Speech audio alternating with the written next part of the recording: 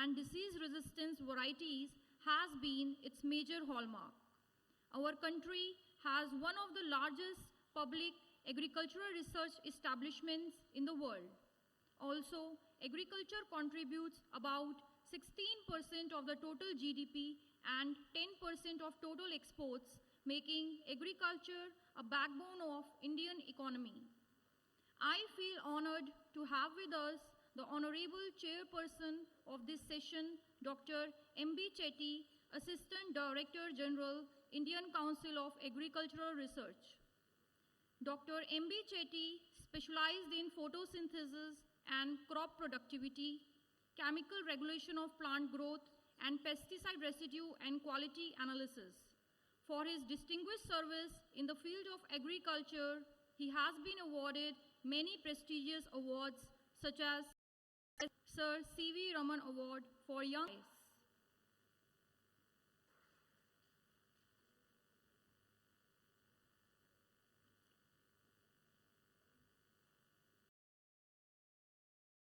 The co-chair in today's session. Recently, for his distinguished service to industry, he was awarded the prestigious Wasvik Industrial Research Award in 2013 for Agriculture, Science and Technology. He is also a fellow of National Academy of Sciences, National Academy of Agricultural Sciences, and the Crop Improvement Society of India. Today, he will give us a talk on empowering communities through value-added agriculture. I now request you, sir, to please occupy the respective seat on the dais.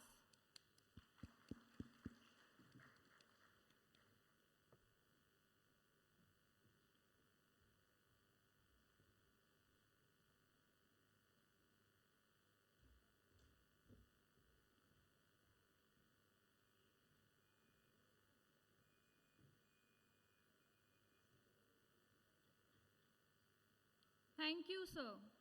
I feel great honor to welcome Dr. A.K. Tripathi, Director, CSIR, Central Institute of Medicinal and Aromatic Plants. He will give us a talk on empowering farmers through medicinal and aromatic plants. I now request you, sir, to please take the respective place on the dais.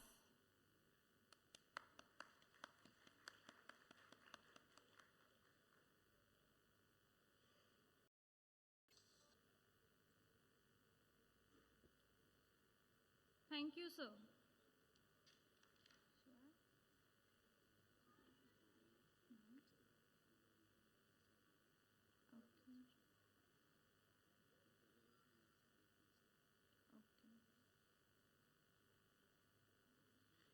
I now request Ms. Shipra to welcome Dr. M.B. Chetty, sir, with a bouquet.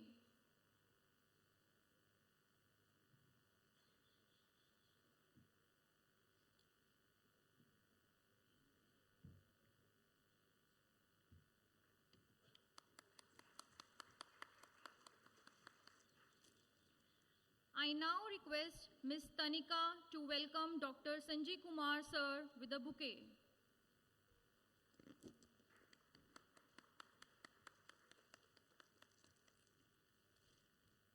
I now request Ms. Shipra to welcome Dr. A.K. Tripathi, sir, with a bouquet.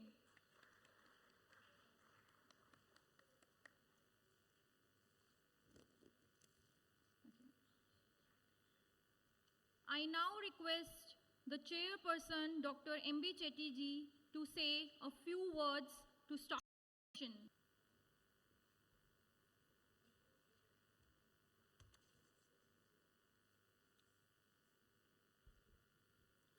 Good morning, everyone. The distinguished speakers of today, Dr. Sanjay Kumar, the Director CISR, IHBT Palampur, and Dr. A.K. Tripathi, Director CSIR, CMAP Lucknow, distinguished scientists participating in this symposium or the conclave, young scientists, the faculty members from various institutes across the country, and the students' friend session with the theme as agriculture. Ms. Harmeet Kaur has already briefed about the importance of agriculture,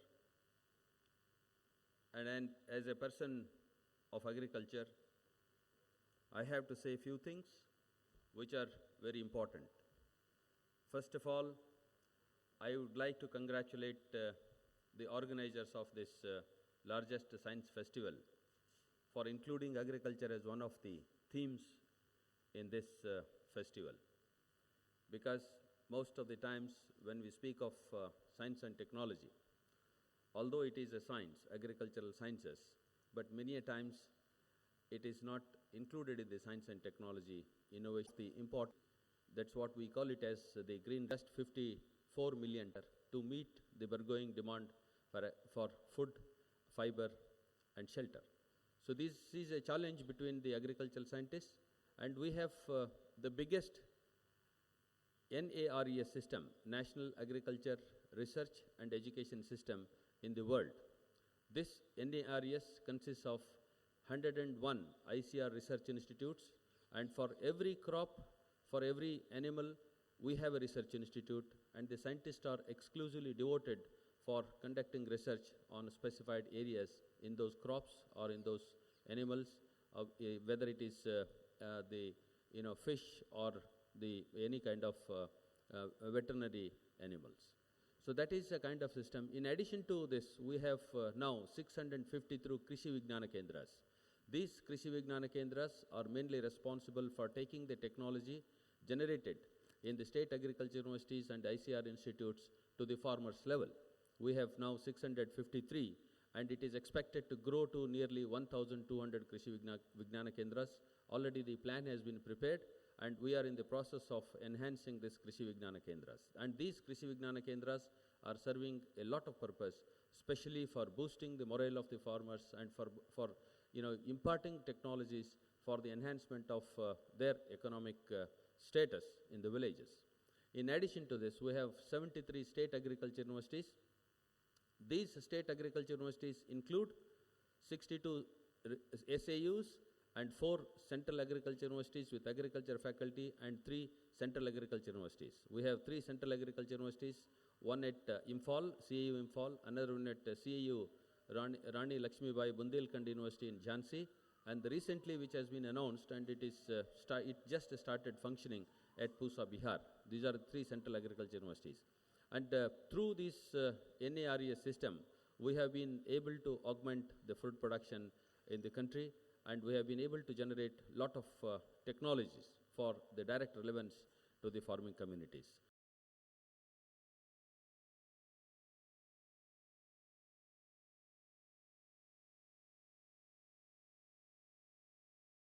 And with respect to agricultural education is concerned, compared to the science stream, the agriculture education, the number of students, number of graduates we produce every year is just about 25,000 graduates throughout the country from these 73 state agriculture universities.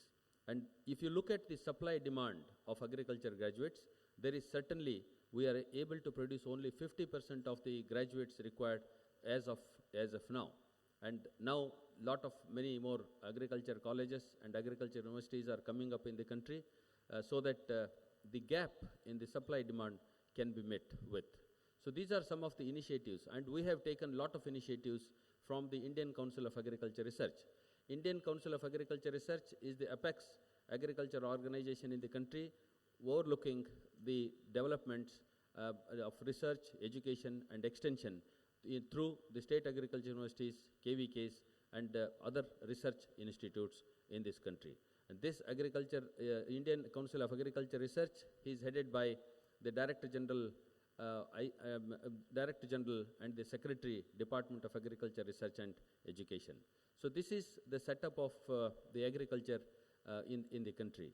If you look at the demand for agriculture in the recent past, maybe in the last 1 decade, if you see, earlier no students used to go for agriculture. And there is so much of demand for agriculture, even the students with 90% of PCMB marks are not able to get admission in the state agriculture universities. It clearly shows that there is a lot of demand for agriculture. And certainly, with a lot of confidence, I can say that none of the agriculture graduates are unemployed as of date, irrespective of the state agriculture universities where they are studying and where they are passed out. And again, if you look at the number of science graduates and the number of agriculture graduates, especially with respect to masters and PhD, it is just meager. We are just producing about 5,000 MSc and PhD students on an average per year compared to the science graduates. And if you look at the size of the education system in this country, we have 800 plus degree awarding institutions, and we form about we are only 73 out of 800 degree awarding institutions. If you look at the demand for agriculture in the last 10 years, there is the reason why the students are getting attracted to agriculture. I would like to say, because a lot of young students are there, and I just would like to draw their kind attention that once if you are entering into agriculture universities, your life is secured, your job is secured. That much I can say with confidence. Absolutely, you don't have to worry at all as far as getting agriculture, whether it is not just the BS Agri. We have 10 degree programs like BSc Agriculture, BSc Horticulture, BVSc, then BSc Forestry, BSc Food Technology, Dairy Technology, and Veterinary Sciences, and so many. There are 10 degree programs, and we have been able to do. And at regular intervals, we monitor the quality of agricultural education in the country through Dean's Committee recommendations. This Dean's Committee recommendations, every year it is revised, looking into the need of the society, looking into what is really required by the industry. We organize the syllabus of different courses in these degree programs. And this is a 4-year degree program, BS Agriculture, and the veterinary is a 5.5 degree program. Except veterinary, all other degree programs are 4-year degree programs. We have introduced number of reforms for improving the quality of agricultural education in the country, and number of scholarships and fellowships. On an average, we give, number may not be that big, but there has been a lot of competition for these competitive exams. We award 475 junior research fellows and 202 senior research fellows. The number is almost going to be doubled in this year. The process is on. And then the quantum of money they are getting is also quite substantial. So they are getting 8,600 rupees per month, and for PhD they get about 15,000 rupees per month. And any student getting into agricultural education system certainly will have one or the other kind of fellowship. No student without fellowship you will get in any of the universities, especially for MSc and PhD. No student will join either MSc or PhD if he doesn't have the financial assistance. But even for the undergraduate program, there are a number of schemes. We have post-matric scholarships, we have merit cum means scholarships, we have so many other scholarships by the universities and by the central government, by the Indian Council of Agriculture Research. That's how agricultural education has been attracting a lot of attention these days, and there is a lot of demand for agriculture. I don't want to go into the details of all these things, but just I would like to say with a lot of confidence that there is a lot of scope for agriculture education, there is a lot of scope for agriculture research. And if you look at the production level, and we have really, with all these resources, with all the inputs which at our disposal, still we are second in most of the production compared to China. And there is a lot of potential we can go that we can increase the productivity potential of the crops. So this is with this brief introduction. Maybe we will listen to the learned speakers, and I will be interacting in between, and then I will be talking to you in between. With this brief remarks, once again I thank the organizers for giving me an opportunity to chair this session, and we will start the session as soon as possible. Thank you very much.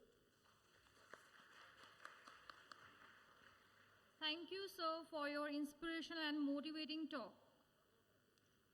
I now request all the delegates on the chair to take their respective seats on the sofas to start this session. So please.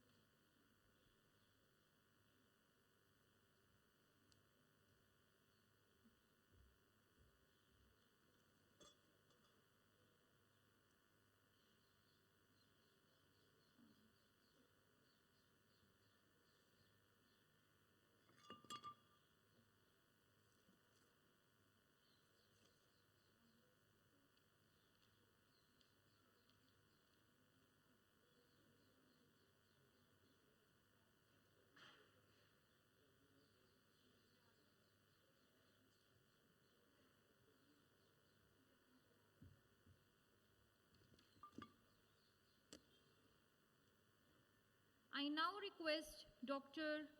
Sanjay Kumar sir to start this talk.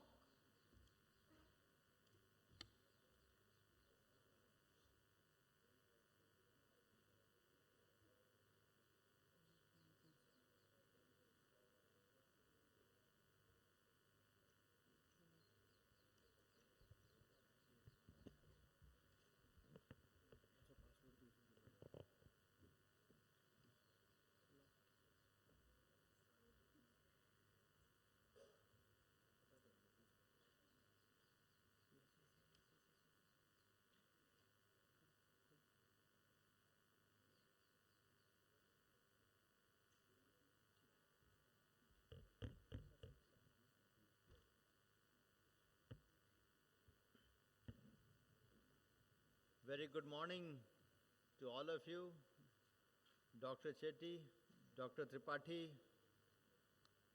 my dear young audience, friends. As the topic of the day today theme is on agriculture, and what I would be talking basically on empowering communities through value-added agriculture. And you would wonder, what do I mean by empowering communities, and what do I mean by value-added agriculture? Because agriculture by itself is value-added, it makes our survival on this planet Earth. I give you a brief about it. I am from the Institute of Himalayan Bioresource Technology, and being in Himalayas, Himalayan bioresource is central theme to our functioning. And we always wonder how we can develop some technologies so that we can boost the economic returns, and in the process we do not harm the nature at all. Rather, it should be a sustainable utilization. That's what we always try to ensure, that sustainability of the zone is maintained. And what we have been listening since morning, that agriculture is central to the economy of our country, and we all know that more than 58% of our rural population, it depends upon agriculture for its livelihood. And even if you see the economy of India, there are three major contours which determine our economy. One is agriculture, which contributes to around 18%, industry 24%, and services, by which we earn approximately 58% or so.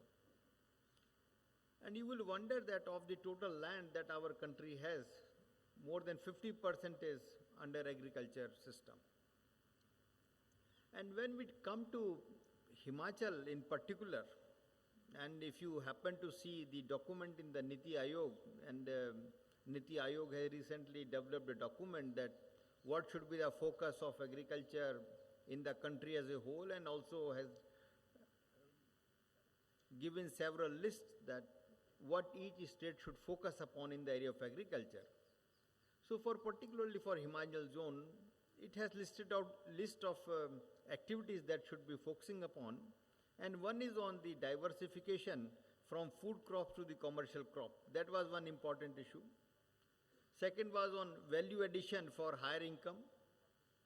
Third was on developing improved varieties through biotechnological approaches for higher production and resistance against biotic and abiotic stresses. Then the focus was on development of micropropagation protocol for ornamental, medicinal and aromatic plants. Also, there was a mention that we should focus on cold desert areas of Himachal. Himachal has more than 50% area under cold desert areas. And then development and promotion of new farm implements and machinery, including gender-friendly tools to overcome labor shortage in farm sector. So my talk will be revolving around these major points and what our institute has been doing in various areas. And I'll be dealing some of the crops which are very unique. We all have been listening about wheat and rice. But in Kangra Valley in Himachal, tea is a very important crop. When we came into that zone, we realized that tea productivity is decreasing day by day. with our intervention, particularly in the area of agrotechnologies, advisories and trainings, we improve the productivity of tea in that zone from 6 lakhs kg to 10 lakhs kg. And this was made possible through suitable agrotechnologies. Also, over a period of time, we realized that there is shortage of labor and it needed farm mechanization. So we introduced mechanization in that zone. And by that mechanization, you will be surprised that the plucking cost reduced from 13 rupees to 6 rupees per kg. And it is a direct empowerment of our rural masses. And it enhanced the net returns from 10,000 rupees to 25,000 rupees per acre. So that's the advantage one gets if we include the things like farm mechanization. Also, we are working on improving the varieties of tea. So through hybridizations and selections, we developed a variety. And now by that, the yield improvement has enhanced almost 1.5-fold. Earlier it was 1600 kg per hectare, and now it has gone to 2000 kg per hectare. And that's how the role of science and technology plays if we have to empower our societies. I'll give you another example. What happens is, when you make tea, is the apical bud of the plant and the associated two leaves. They yield the best quality of tea, and the cost goes somewhere around 1,000 rupees kg to even 5,000 rupees a kg, depending upon the environment and the flush. But what happens, the leaves which are there below 2 and a bud or below those 3 leaves, the cost decreases significantly. So now we had to do some value addition, particularly for those leaves which gives you second grade tea. So what we realized that in tea, what you get that brown color when you boil the tea leaves, that is because of antioxidant molecules known as catechins, and they are health molecules and have huge market potential. In China and other countries, in Japan, people take the capsules of catechins so that their life expectancy is very, very high, and also it's very good for our health. You see all our capsules, they have green tea extract, and largely because it contains antioxidant molecule known as catechins. So our institute developed a technology whereby it's a green technology, you can extract catechins, and now there is a company in that zone, in Palampur zone, which is making catechins and trying to bring it in the market. And if you see on the basic science front, we have the complete know-how, how tea makes catechins, and then if we have to modulate catechin, what are the process we should modulate. On the left-hand side, you see all this pathway. So this whole pathway has been worked out in our institute, and now we know the basics, which is to make catechins, and we can also make catechins not only in tea, but in alternative systems such as in tobacco. So you have a healthy tobacco now. Then what do we do with third grade tea? Tea also has certain leaves which are not good for even making catechins, because techno-commercially it is not viable. And then we realized that we can ferment tea-based product, and we can make tea-based wine and ready-to-drink teas. You all have been listening that we are, in the wine industry, people get red wine, and they say that red wine is very good because it has got a lot of antioxidant value. And tea by nature has got antioxidant value. So we developed wine out of tea, and total technology is available, and we recently signed MOU nationally as well as internationally, and they are in the process of making tea wines, and soon this tea wine will be into the market. It's a very huge market in as far as tea wines are concerned. You can see values here we have written, it's around 180 billions, and it's a very big market. So this I gave you some examples that how we actually empower societies through science and technologies. Another example I'll give you is the stevia. Nowadays people are very cautious of their weight, and sugar adds significantly to their weight enhancement. Secondly, all our diabetic population, they don't want sugar as an intake, but they also want sweetness in their life, and nature has some solutions. There is a molecule known as stevioside, which is present in a plant known as stevia, And this molecule, steviocyde, it's around 300 times sweeter than sugar, number one. And secondly, it's very safe for diabetics, does not cause any problem as far as weight enhancement is concerned. And its global market is more than 350 US dollar million. So it's a huge market. Through our breeding efforts, we have developed a variety of stevia which gives very high yield as far as that sweet molecule is concerned. It has got 4 times higher the concentration of that sweet molecule, number one. And then we have the complete molecular issues that how this molecule is synthesized, so that we can also play, if we have to play and also moderate and modulate the concentration of that molecule. And we have now the complete know-how and end-to-end technology in terms of developing an extraction of rubidioside or steviocyde from stevia. And as you can see here, we have a sachet now developed. And in the Punjab area now, when people were not getting much returns from the traditional crops, we have introduced stevia in that zone. And using that stevia, using our green technology, they are launching now rubidioside into the market. And by introduction of stevia, the same farmer are getting at least 4 times more return compared to the crops that they were growing traditionally. So these are some of the interventions that helps to empower our communities, our farming community, and also helps in developing the industry. Another interesting thing I'll tell you, that floriculture is a very big industry in our country. It's approximately 8,000 crores industry. And if you see the floriculture export also, it's continuously on rise. And right, for example, from 2012 to 2014, you can see that our export has gone up from 420 to somewhere 460 crores. And that's a very significant export values we have. And through our interventions, at least in Himachal Pradesh, the area under floriculture has gone significantly high. Now it's around 980 hectares just in Himachal Pradesh. And our purpose in the area of floriculture in Himachal is on introduction of potential crops, development of suitable agro-technologies. We develop some new cultivars, and then post-harvest management, varietal improvement, all these activities keep on happening. And we have developed agro-technologies for various zones, like in Himachal, you have some high hills, low hills, middle hills. So we have identified that for which hill area, which type of crop is more suitable. And I'll give you some success examples.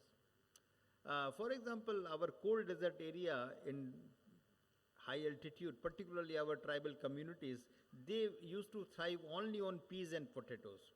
And if there is some problem with peas and potatoes, they have lost a lot of losses and they would suffer significantly. We introduced floriculture crop, lilium in that zone. An advantage of floriculture crop is it's a cash crop, you harvest and you get the money immediately.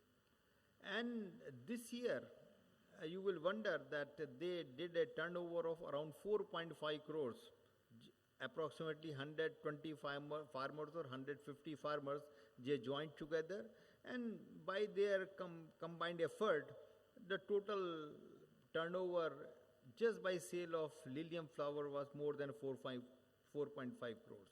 Again, 4 to 5 times higher than the traditional crops. And that's the power of crops like floriculture in that zone. So I will give you a few examples. For example, if somebody grows carnation, just from 500 square meter, average net return is approximately 1.4 lakhs. And why we get so much higher amount in the Himalayan zone is because this is so-called off-season crop. When in Delhi and plains, you don't have these crops, you have in Himachal.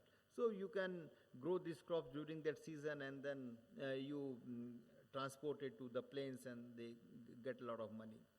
Chrysanthemum is another crop, approximately 1.5 lakhs per 500 square meter area. And no other crop will give you such high returns as far as traditional agriculture is concerned.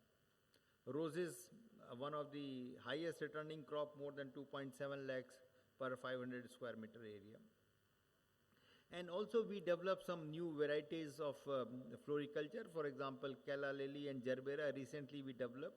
And let me tell you that Calla lily was an it was an import item in India. All the bulbs of calla lily, what you see here, and flowers you see, these are all imported. In Gerbera, nobody does breeding except for our institute. And recently, Honorable Prime Minister released these varieties to the farmers and handed over these varieties to the farmer during the foundation day of CSIR. So, apart from this floriculture, Himachal is known as fruit basket of the country, and what you see, apple is a major crop in that area. But problem with apple recently is that root stock gets infection by virus. And we have developed a technology using tissue culture by which you can have a virus-free tissue culture, so that our initial establishment of this apple root stock is very, very successful.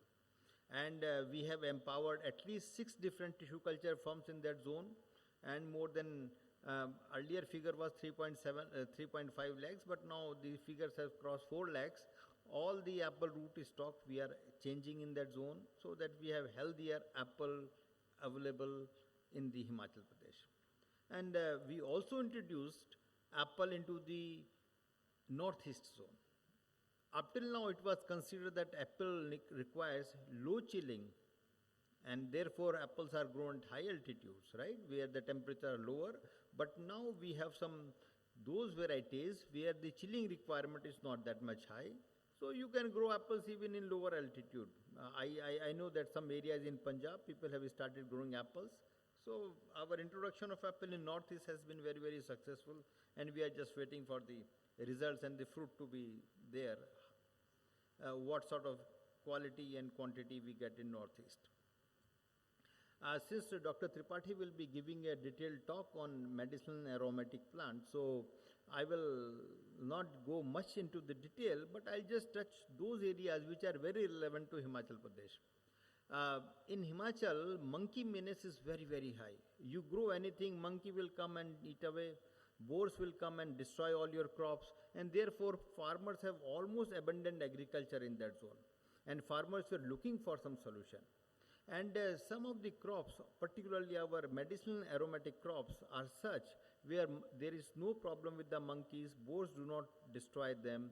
So we introduced some proper high-valued medicinal plant, particularly for agrotechnology, varietal improvement. Those activities are pretty high in our institute.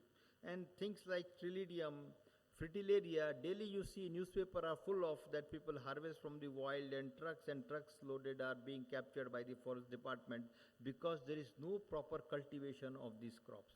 And these crops fetches very, very high price. For example, 1,000 rupees to 2,000 rupees a kg. We also do some rehabilitation work of the endangered species because most of these species are not cultivated. So we have developed total protocol by which we can raise the population, we can do mass propagation of these species, we reintroduce them into the farmer's field and also into the forest nursery so that these plants are no more endangered. And let me tell you, these plants are very helpful for our human health. They are used in our Ayurvedic system of medicine, and therefore availability of this plant is central if you have to have the authentic Ayurvedic drug. Similarly, another species, I am giving you an example of Podophyllum, and this species actually is used to make anti-cancerous drug, and this species was again endangered, and we have the complete end-to-end technology by which we can propagate this plant in farmer's field. And the photograph that I am showing here, this is the introduction of this species into the forest nursery in Udaipur in Lahore Valley. These are all cold desert, difficult to approach areas. And we do quite a lot of heavy science also of this. For example, if you talk of transcriptomics, if you want to understand how these molecules are synthesized, we have the complete data onto that and complete know-how onto that. This is another example on Aconitum heterophyllum. These are again all high-valued crops of high altitude zone that we work upon. And our institute has a very unique collection of hippophae or sea buckthorn. If you see, this is a very important crop, and China has more than, I think, 200 products made just out of this. And we take pride in having at least now more than 600 accessions in our center at high altitude zone. And we are in the process of identifying some novel cultivar which can be used for making some useful product out of this hippophy. And let me tell you, this hippophy has very high antioxidant value, very good for human health, full of vitamin C at least, and then the secondary metabolite that it has very high positive effect on human health. I'll give you two examples in the area of aromatics where our institute has made significant advancement. One is in the area of rose. Rose oil from Himachal, it seems it fetches approximately 6 lakh rupees a liter, and we have developed those varieties which are very suitable for high altitudes and also varieties which are suitable for low altitude in Himachal zone. And through our efforts, I think people are earning quite a good money. Although it sells approximately 6 lakh rupees a kg, but net return from per hectare people get is approximately somewhere 2 lakh rupees or so. That's the net return. Another crop that we are propagating in that zone is on Tagetes minuta or wild marigold. This is an excellent crop for those areas where monkey menace is very, very high. Nobody eats this crop, and the oil, particularly for high altitude zone, fetches very, very high price. During difficult time, one can even earn 12,000 rupees. When oil is in abundance, price can go down from 12,000 to 7,000 rupees. So this oil fluctuation is very high. So we do a lot of value addition, that what more could be done out of this oil from Tagetes minuta. And we also try to empower our farmers so that farmers directly process all these oils in their field rather than going to the middleman and selling their product and produce at low price. We try to install and commission various distillation units by which they can process oil in their own field. Number one, if farmer cannot extract or they cannot have the distillation unit in their own field, we send mobile distillation unit to their fields and ensure that farmer is able to extract the oil of their own and sell of their own, and then have the required benefit out of the crop that they sow. Bamboo is yet another crop in Himachal, and if you happen to be in Himachal, you will see that like Northeast is home for bamboos, and similarly in Himachal is home for bamboo. And advantage of bamboo is that it checks soil erosion, and a lot of industrial products can be developed out of bamboo. For example, more than 5 lakh plants of 12 different edible species have been supplied from IHBT to 15 different states, and so enormous amount of area is covered just using bamboo. We made several food products out of bamboo, and we have empowered the local women of that zone who make several products of this bamboo. For example, the range of products, right from noodle to cakes to pastry to juices. So several products are there of bamboo. And all very uniquely, this bamboo charcoal is very useful, particularly for our this cosmetic products. Nowadays you see toothpaste which has charcoal, you see face packs which has got charcoal, and our bamboo charcoal, we sell it to UK, and they give us, right now they are giving us around $5 a kg or so, and this is a very good use of bamboo. You grow bamboo and use as a good product, and we are trying to see what more product could be developed out of bamboo, and we feel it's a green gold and which can fetch and empower our rural communities significantly. Now, apart from empowerment, a few slides I'll tell you that we use little bit of remote sensing and also other ways by which we can empower our farmer. For example, we do quite a lot of mapping, so that we know that which plant is there in what capacity and what density, population density. For example, here we are showing you, like in Himachal, how hippophy is distributed and how medicinal plants are distributed. So GPS-based maps we have prepared for our zone. Then also we do resource mapping of our bioresources. For example, here I am showing you the example of bamboo, and it is all using remote sensing. And by this, we can actually empower our people, and we can say that if there is some species which are in deficiency, we can think of empowering them.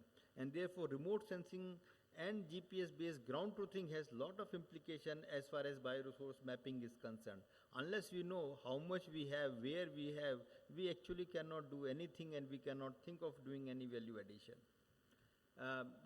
Just to show an example that we mapped the apple throughout the Himachal, how the apple is being grown, and here you can see that apple is growing up and up and up in the higher altitude. That's what our remote sensing data has shown. And such data is very feasible by remote sensing.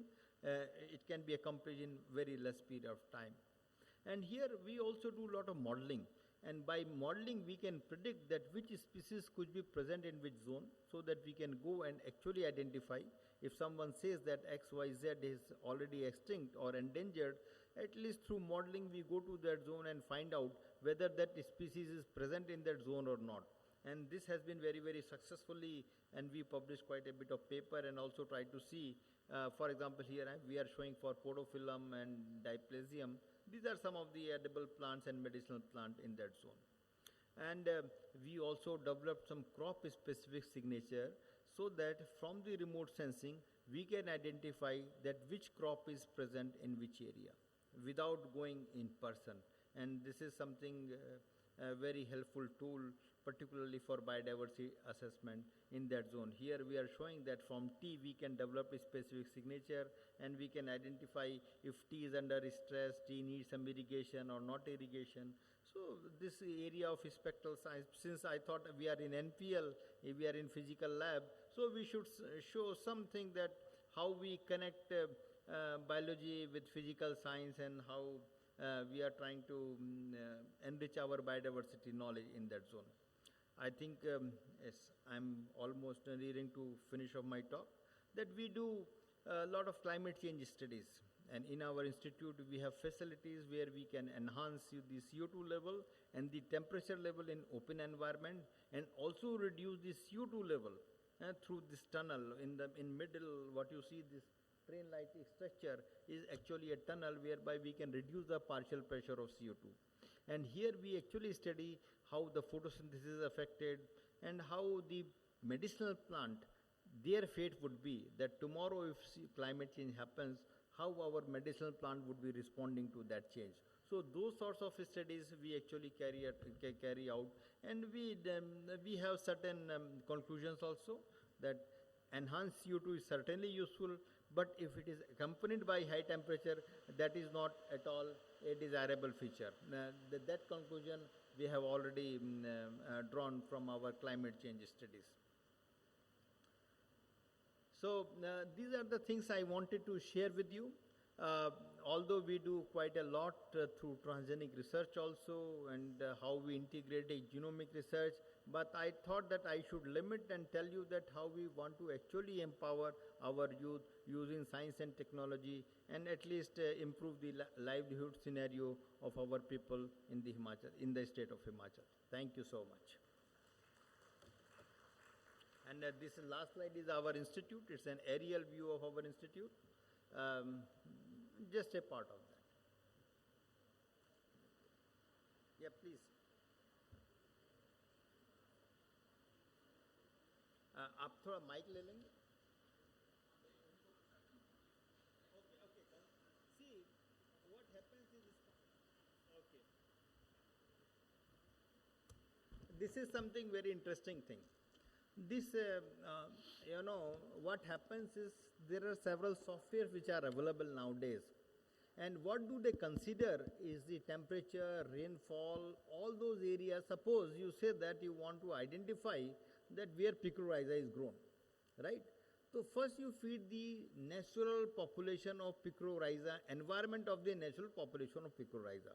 You feed their elevation, you feed their humidity, and you feed their latitude and longitude, by which it calculates the rough environment, and accordingly it can predict that which are the other altitude and latitudes where the chances of that species could exist. So that's how it does it.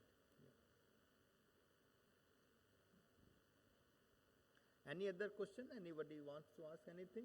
Any clarification? And don't worry, even if the question is very wild, don't mind, please.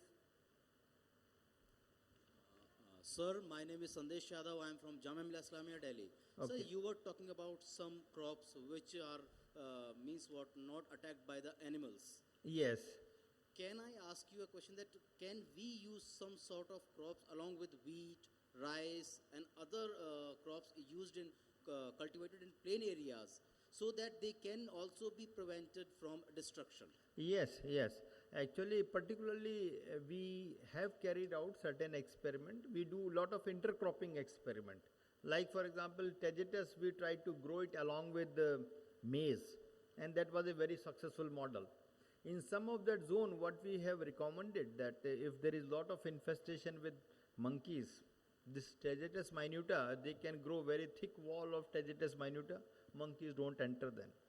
Thank you, sir. Yeah. Hello, good morning, sir. Good morning. Regarding this, your apple, the apple is normally practically you see that the Shimla apple is more demandable than JK apples. Yes. So what will the fate for the what you are growing the non-chili areas? What is the quality of the apples that can you? Okay.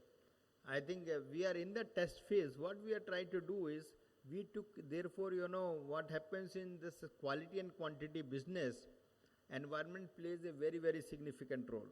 So what you said is correctly that what you get the quality in Shimla may not be as good or as bad. To take care of that, we try to evaluate now 4 different varieties. All the 4 of them are low chilling varieties, and trying to see that which of them overperformance and which gives the good palatability in that zone. Whatever comes out good will be supplied. May not be as good as in Shimla, but maybe even better than Shimla. We do not know.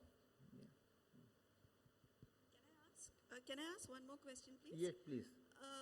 We as laymen, we find that there is great deal of contamination of the vegetables and the fruits that are coming to the mainstream mandis and which are being sort of sold on a retail basis to everybody, all and sundry.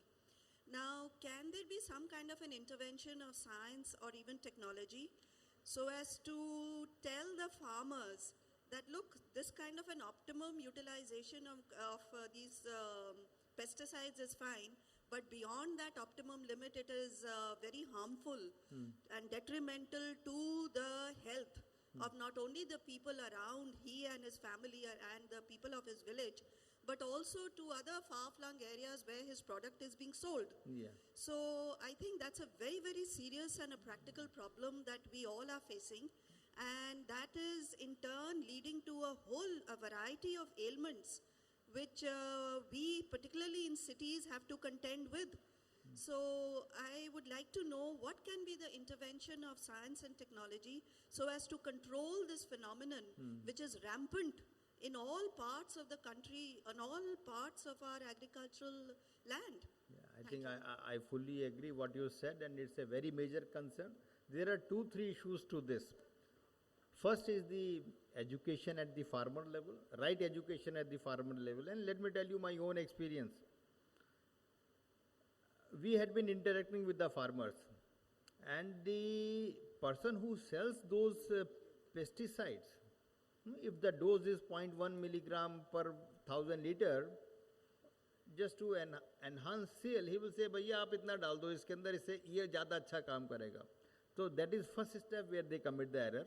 But more than that, important is if we have some devices to monitor and measure, and that's where, in fact, there is one of our sister institute, CSIO. They are making some nice biosensor to detect this biopesticide, and they are trying to make it so cheap that you go to they are in the process. They are making some biosensor by which they can assess what is the level of pesticide which is present on the top of that fruit or vegetable. They are already doing that, one of our sister lab. Hopefully they should be launching this biosensor very soon, and yes, into the market. Yes. Okay.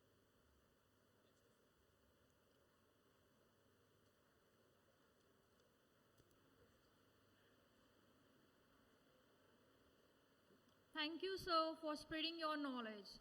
I now request Dr. A.K. Tripathi to deliver a talk on empowering farmers through medicinal and aromatic plants.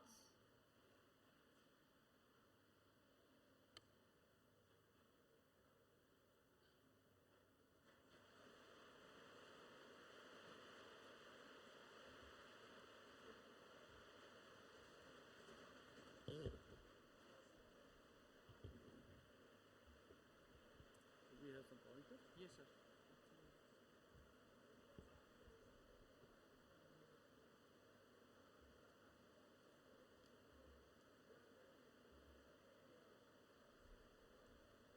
I'll give you that. Sir, this one. This is next slide, back slide. Okay. Mostly on. Yes. Yes, sir. This is just to change the slide. Right, Pointer yeah. you want. Esteemed Chairman Dr. Shetty, fellow directors, scientists, students, ladies and gentlemen, you have just now heard an excellent talk about the possibilities of using floriculture, tea, and other medicinal and aromatic plants for empowering the communities and farmers at higher altitudes, particularly in the Himachal Pradesh. Now the basic question is that if ICAR exists in the country, why should CSIR handle agriculture research or the issues related to farmers? CSIR has very meticulously decided its mandate to address some such issues where ICAR is not focusing. And this is particularly on the crops which are of industrial relevance, like aromatic crops which cater to the needs of aroma industry, medicinal plants which caters to the industry related to traditional system of Indian medicine like Ayurveda, homeopathy, Siddha and Unani, floriculture. These are some of the very remunerative activities because our Annadata has been working hard to feed the millions of people in the country. But all of us need to think about what are the possibilities of empowering these farmers so that they do happily whatever they are doing, that is the agriculture and farming activities. Now, you have seen the example that how these activities can help farmers and communities at higher altitudes. What I would like to show is that at plains, Dr. Sanjay Kumar has explained to you that what these plants can do at higher altitudes of Himachal, Jammu and Kashmir and northeastern states. But I would like to give you examples that how these medicinal aromatic plants can help farmer in empowering them at the plain level. Our institute, this Central Institute for Medicinal and Aromatic Plants, that has a strategy of empowering the farmers by developing improved varieties with improved biomass, with improved active ingredient, improved content of essential oils, and after the development of the improved varieties, we develop agro-technologies, how to grow them to get the optimal yield, and then processing technologies to do the value addition, and then we do extension activities, training the farmers extensively so that this can spread in the masses. Now, our idea is to empowering the farmers so that instead of a gloom on their faces, the smiles can be prevalent on their faces. Now, one such example of success, one success story, which is a flagship crop of CMAP, is mentha. You know, the mentha that is called menthol mint is a source of menthol, which is an ingredient of, for youngsters, the chewing gum, cough syrup, and toothpaste, And variety of such applications are there for the menthol mint. And this menthol mint, India was producing about 30 years ago, India was importing menthol mint. But due to continuous efforts of CSIR CMAP scientists in terms of the development of the varieties, in terms of the development of agro practices, and also processing technologies, India today is the largest producer and exporter of menthol mint globally. So our institute has been able to catalyze India from a menthol importing country to a menthol exporting country. And I would like to give you the examples that our activities are not in conflict with the traditional agriculture. Traditional agriculture is extremely important to feed the millions of people in the country. But we have been trying to use the time of agriculture when farmer is not using his land, or such degraded lands or wastelands which are not under traditional agriculture, so that we can make use of such land or such opportunities where farmer is not involved in the agricultural activities for its traditional produce. Now, one such opportunity CMAP was able to harness by integrating a crop of about 2 to 3 months, that is menthol mint, between the two crops of Rabi and Kharif. During the summer season, after the harvest, after March, the field becomes empty. April, May, June, the field lies empty. And during that time, there is precisely a crop, menthol mint, which fits in very well. And this crop gives double the income to the farmers as compared to the two crops taken together. And therefore, farmers were tempted to go for cultivation. But initially, there were a number of problems. The problem of low menthol and low biomass in these varieties, late maturity of these varieties, and seasonal variation which was affecting the oil quality. The crop was susceptible to insect attack, and there was non-availability of varieties for late transplanting and intercropping. CSIR CMAP scientists addressed all these problems, and today 2.5 lakh hectare area is being cultivated under the menthol mint, and which caters to the livelihood of about 5 lakh families in UP and Bihar. Now you see that with our efforts, we have been able to address all the problems. For example, developing varieties with high menthol content, high oil content, and high biomass producing genotypes. We developed early maturing varieties which could fit in well between these two cropping seasons. High menthol and quality standard maintenance, insect tolerance, and late transplanting and intercropping, all these problems were addressed. And not only addressed, this intellectual output was protected by intellectual property so that it can be put to use for Indian people. You can see a long list of varieties. Starting from 1983 till year 2014, we continued to develop, and we in fact continue to develop new and new varieties. And till the release of our latest variety, Simkranti, which was released in 2014, out of the 2.5 lakh hectare area of menthol mint, about 90% area was covered by a variety called Kosi, which was developed by CSIR CMAP. And in 2014, we developed new variety Simkranti, which has actually brought revolution.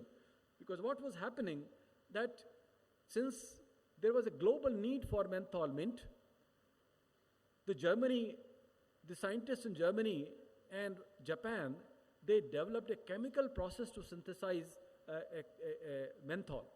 So there was a synthetic menthol. And this cost of production of synthetic menthol came down to very low level, and the cost was actually about 700 rupees a kilo.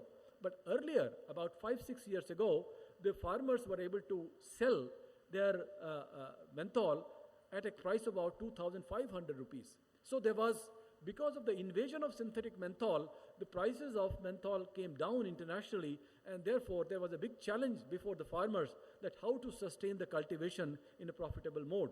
And that is where CSR CMAP scientists again came to the rescue of the farmers by developing an agro technique. And this agro technique, which is called early mint technology, this is able to reduce the inputs, agri inputs by 30% and increase the productivity by 30%. So that is a great, support for the farmers, in addition to our variety Sim Kranti, which has about 10 to 15% higher yield, and it gives good value. So taken together, we have popularized these two Sim Kranti variety and also the early mint technology among the farmers. And farmers can get about 50,000 rupees additional by applying these two. I would like you to just draw your attention to the bottom that the net return, which was earlier, as per the current scenario, it was 65,000 rupees per hectare. Now, by these two interventions, the farmers' return have gone up to 1.1 lakh rupees per hectare. So you can see that we have increased the profit margin, and you can see this is an example that by applying the scientific interventions, the productivity and the profit of the farmer can actually be increased, and the trend is now reversing. Earlier there was 3.1 lakh hectare which went down by 30%, and now farmers are returning back to the mentha cultivation, and because it is more profitable. In order to popularize our development, scientific developments, we keep organizing the awareness camp, Kisan Melas, where farmers participate very enthusiastically, and they come to us for getting the planting material, quality planting material for cultivating in their field. Every 31st of January, we organize a Kisan Mela at CMAP, and last year in our Kisan Mela, about 6,000 farmers flocked the CMAP, and they were just fighting for the quality planting material of Sim Kranti variety. Now, I will take you to another crop, which is Artemisia annua. The previous crop which I talked to you about was menthol mint. This menthol mint is also called Japanese mint, and this is the native of Japan. And now this is another crop, Artemisia annua. You might have learnt about this in 2015 when Madam Yu Tu got Nobel Prize for her research on artemisinin as anti-malarial. In fact, the basic observations about the anti-malarial activity of artemisinin were done by the Chinese scientists, but its translational research was actually done in India. And this plant, some of the seeds were brought to India about 30 years ago, and then continuously by the breeding program, we increased the artemisinin content. The actual active principle, which is the anti-malarial, is artemisinin. Initially, the content of artemisinin in these varieties was about 0.1%. And by continuous breeding efforts, we have been able to bring this content to 1%, about 10-fold higher content, and we are continuously increasing this. And therefore, because of these continuous varietal developments, India is now able to produce 25% of its indigenous requirement of artemisinin indigenously. It is cultivated in the farmers, and in a public-private partnership mode, we provide the seeds of the high-yielding variety to the farmers, to the company, and this company gets cultivation done by the farmers by giving them a assured price. And this system is working very nicely, and we address all the issues right from the beginning. And recently there was again a problem of semi-synthetic artemisinin, and the company came to us, IPCA laboratory came to us, telling that the international prices of artemisinin have fallen down, and unless we get a variety which has at least 20% higher content of artemisinin, we will not be able to sustain the cultivation in India. And our scientists rose to the occasion. They developed a variety which is having 20% higher artemisinin content, and it has been passed on to the IPCA laboratory. And to ensure that we continue to produce, farmers continue to be engaged in the cultivation of Artemisia in order to provide the health support, making the healthcare affordable.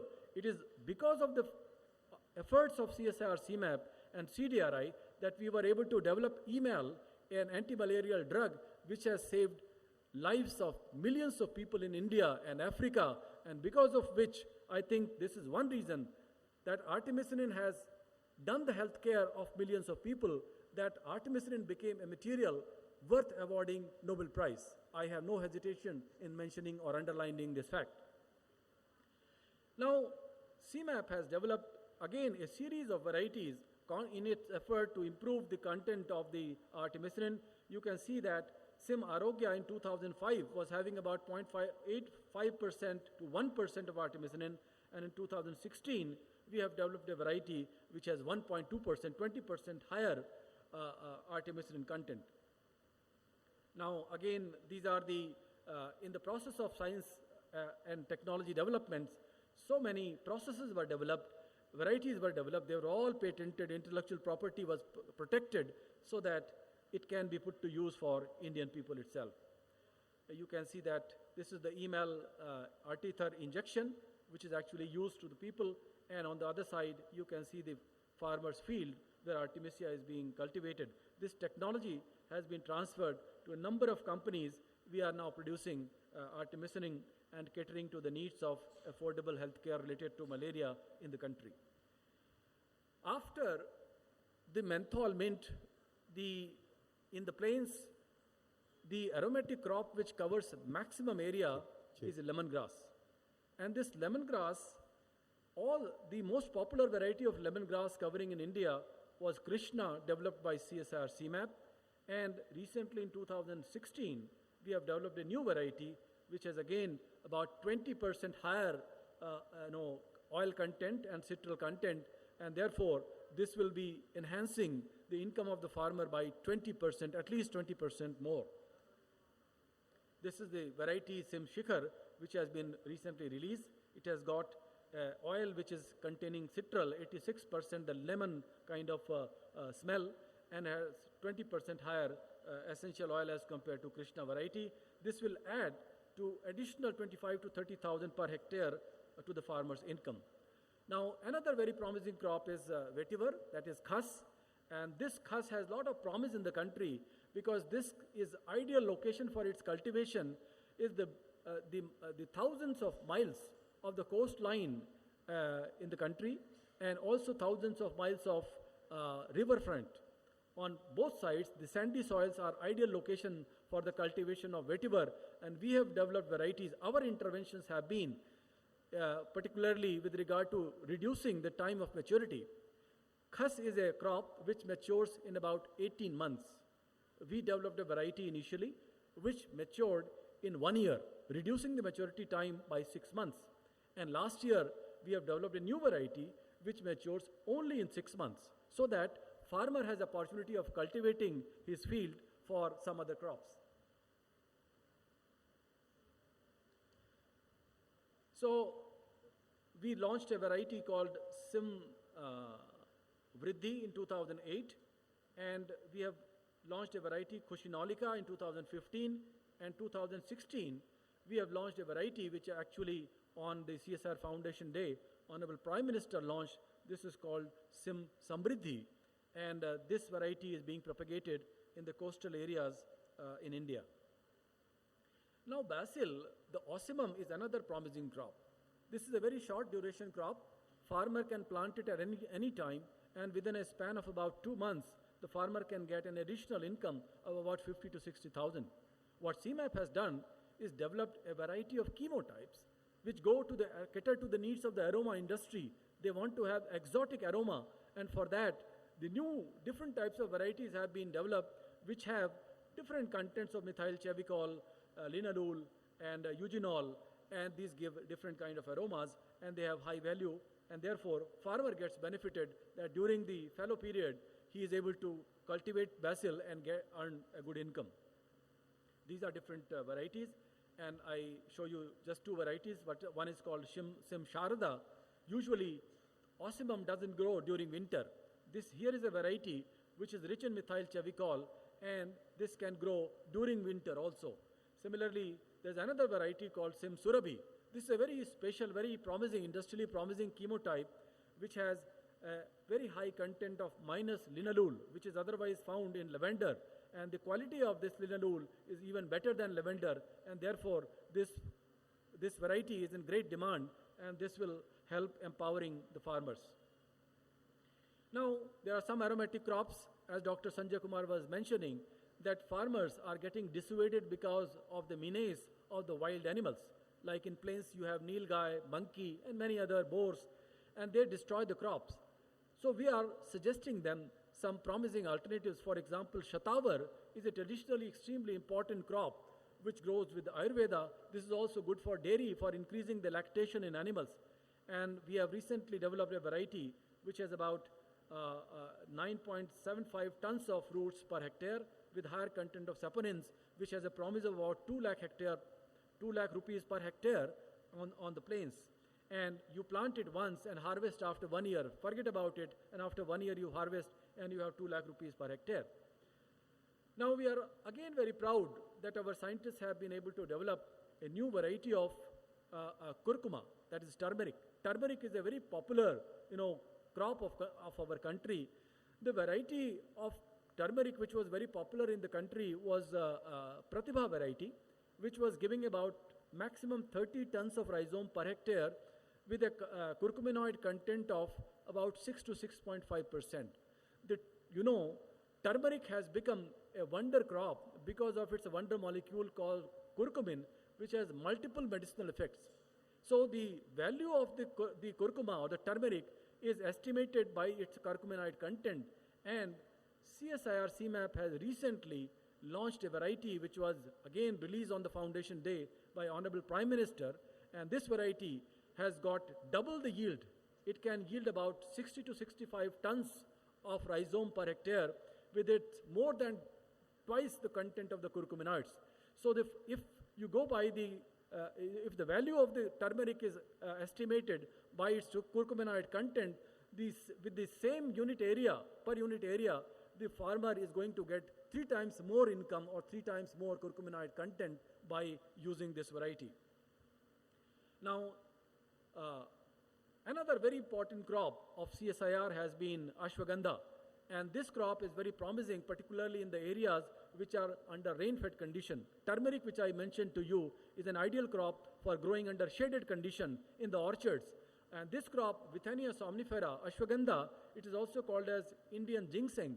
This crop can be grown in the driest areas of Andhra Pradesh, in the Rayalaseema and Anantapur districts, which get very little rainfall, and it's very difficult to grow anything there. This crop is ideally suited for such areas, giving additional 50 to 60,000 rupees to the farmer. Now CSIR has contributed so much in turmeric and ashwagandha. There's huge amount of scientific research which has gone behind, and that is why in America, in the herbal market, the demand for turmeric and ashwagandha is growing by about 30% annually. Now, this is our extension effort, ashwagandha seeds being cultivated, being distributed to the farmer, and that is how it has reached to the remote areas, particularly the tribal areas in Andhra Pradesh. I will not go into the detail, but CMAP, simply cultivation gets very little return to the farmer. Our Prime Minister is of the opinion that we should provide the farmer options of value addition, and therefore the chemical engineers at CSIR CMAP has been constantly interacting with the farmers. They are monitoring the kind of distillation units which are there in the field, and they are trying to improvise and improve their performance.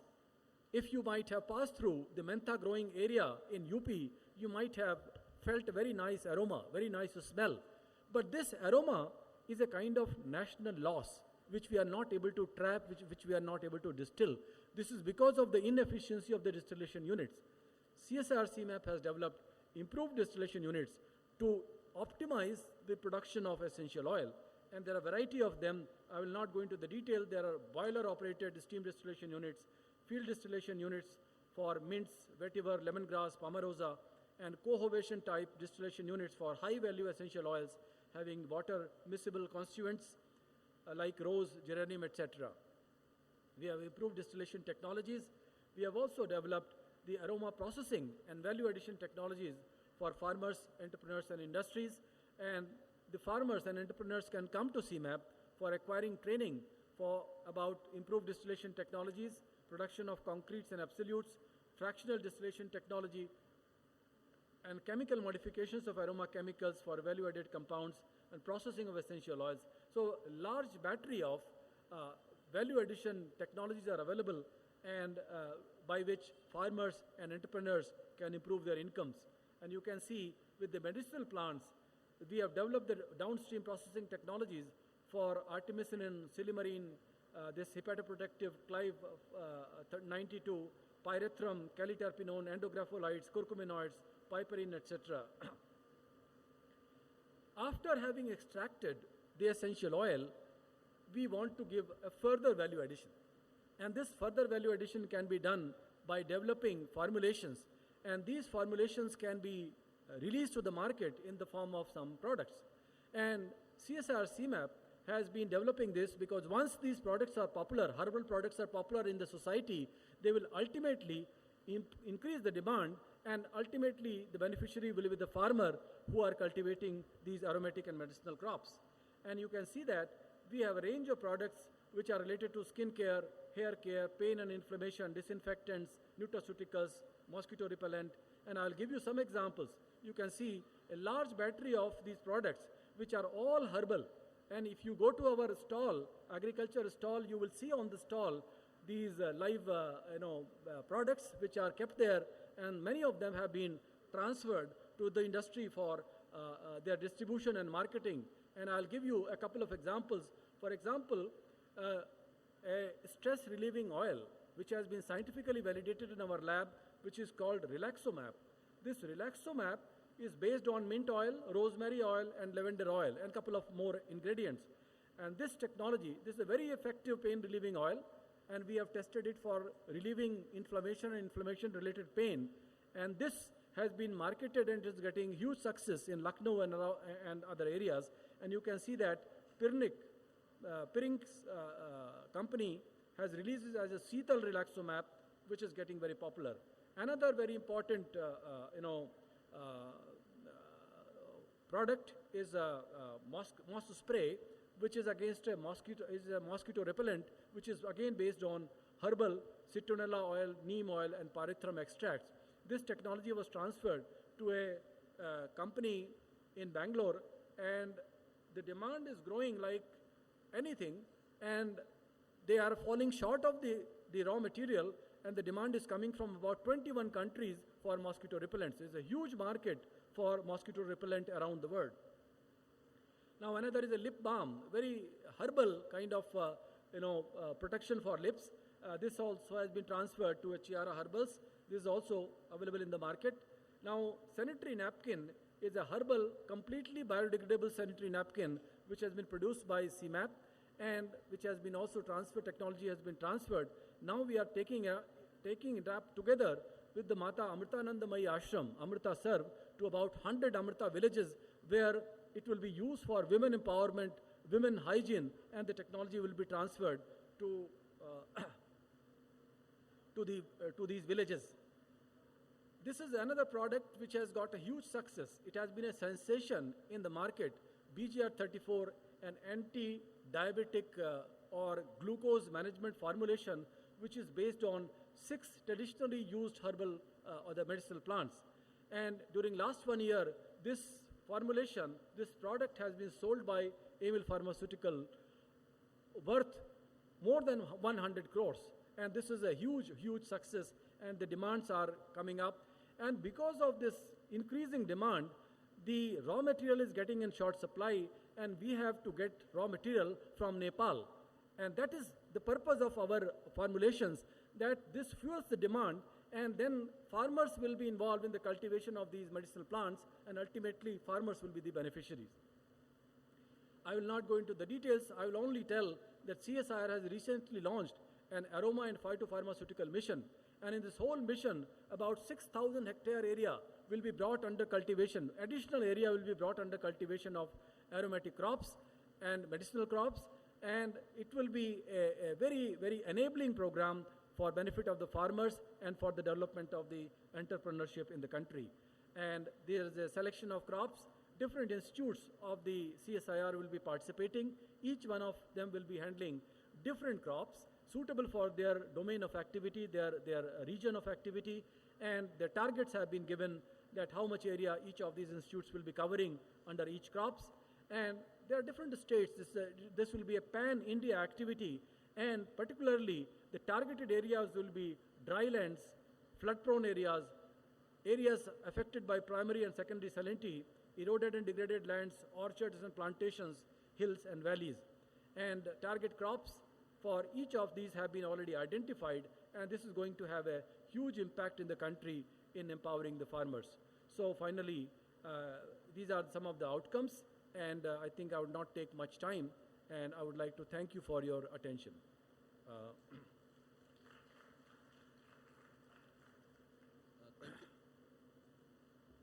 If there are any questions, I would be ready to take them.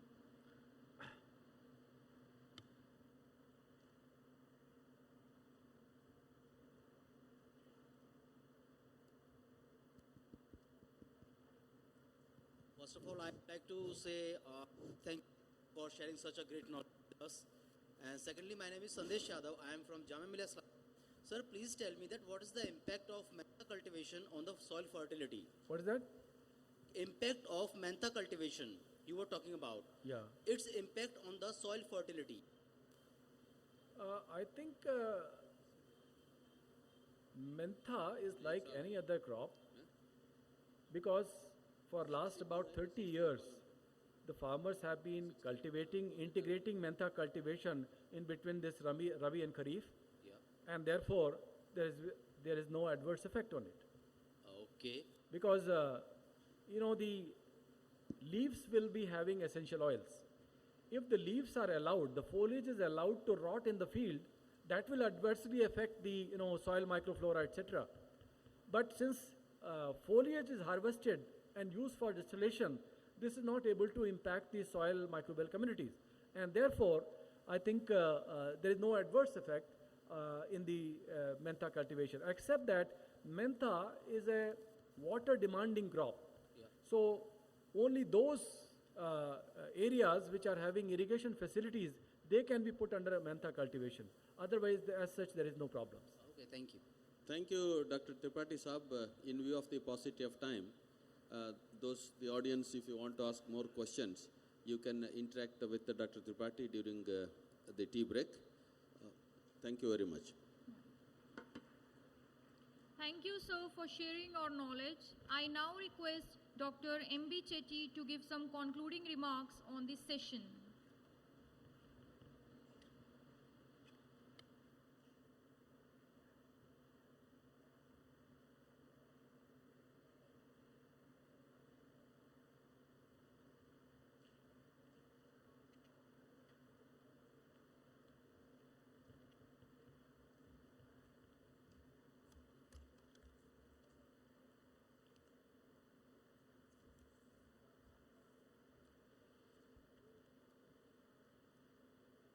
Thank you very much. Indeed, I'm happy that both the learned speakers, Dr.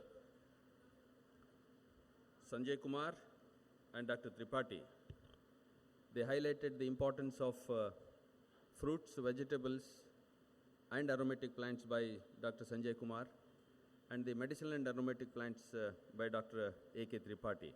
In fact, Dr. Sanjay Kumar gave an overall scenario of how to improve the farmer's income and also improve the productivity of the Himachal Pradesh. In fact, I would like to make a mention here that Himachal Pradesh is the first state in the country to start horticulture university, and this was followed by other universities. Now we have nearly about 6 universities exclusively devoted for horticulture research and the horticulture education. And the first state to start with is the Himachal Pradesh, because in Himachal Pradesh, most of it is the orchards and the horticulture and plantations. And he gave a very vivid picture of the apples being cultivated and the quality of apples and the floriculture industry, how it is flourishing in Himachal Pradesh, as well as the medicinal scope for the cultivation of medicinal and aromatic plants. And Dr. Tripathi gave a detailed account of almost a dozen medicinal and aromatic plants and the ingredients which can be extracted.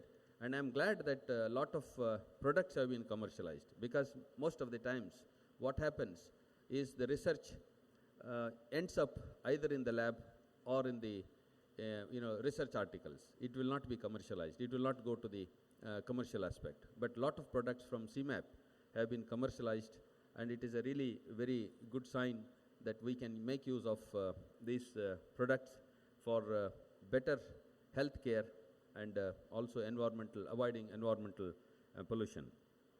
I'm glad. I don't want to take much time because the security people want to cordon off this hall since Honorable Home Minister Sri Rajnath Singh ji expected in the afternoon for a session for inauguration of some symposia here. That's why I will not take much of your time here.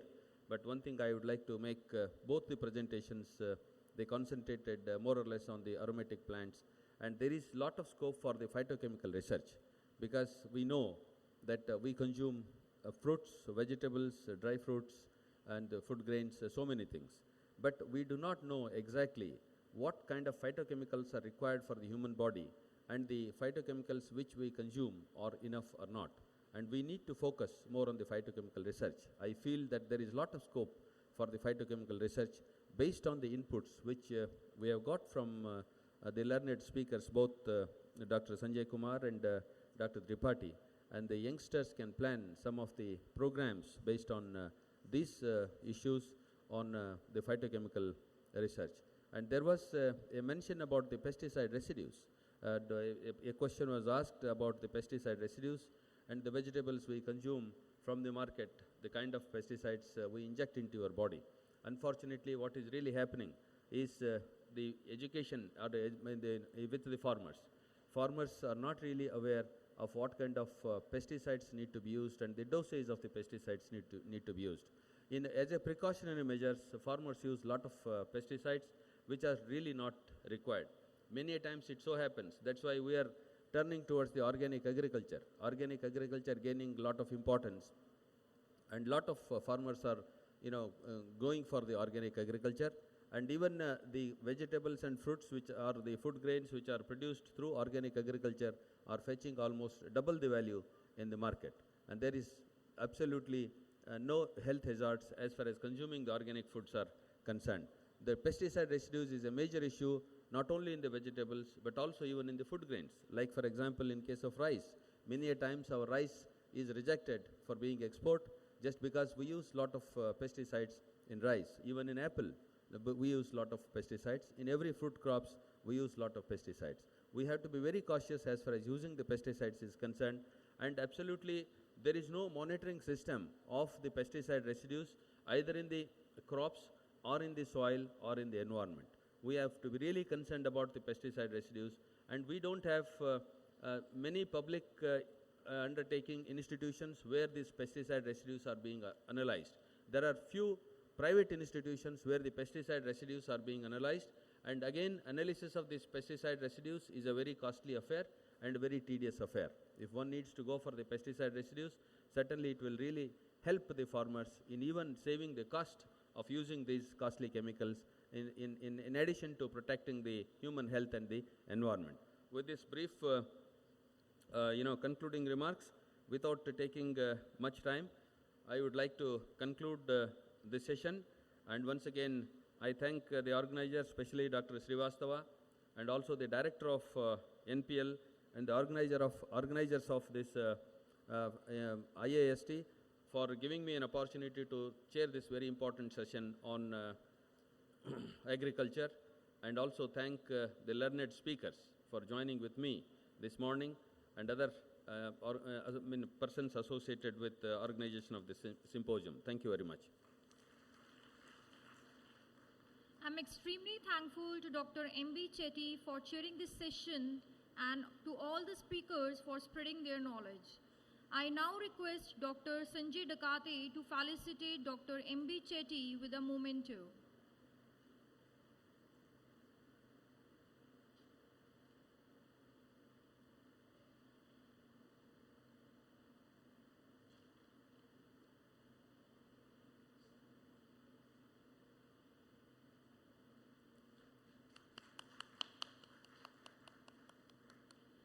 I now request Dr. A.S. Chaurasia to felicitate Dr. Sanjay Kumar sir with a memento.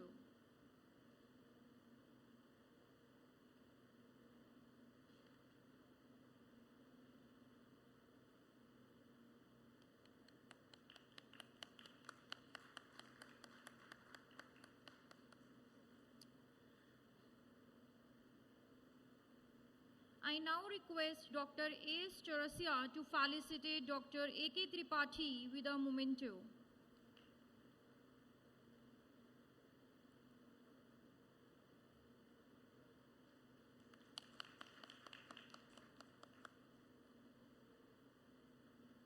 I would now invite Dr. S.R. Jakate, Principal Scientist from CSIR NPL, to please deliver the vote of thanks.